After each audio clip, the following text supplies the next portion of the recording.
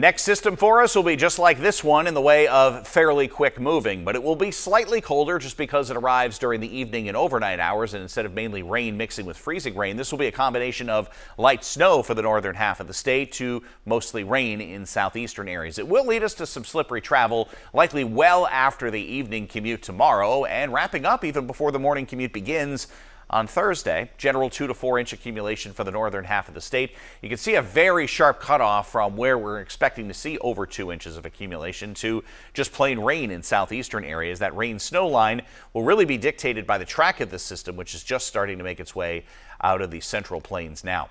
So here's a look at the clouds continuing to reside up north as we go through the afternoon. After a mild day today, we'll be in the 20s to lower 30s overnight tonight, and still in the 30s to lower 40s tomorrow. So again, not a tremendous amount of cold air for this quick moving system to tap. So it will be a band of about 6 to 8 hours of light snow for the northern half of the state, while southern areas will likely have that rain snow line nearby, which will limit amounts in southeastern areas, and somewhere in between all rain and all snow will probably be a combination of the two where we switch over for a time before this wraps up. There's a look at your morning commute on Thursday, and again, this is long gone by the time we get there with a breeze out of the northwest in the afternoon.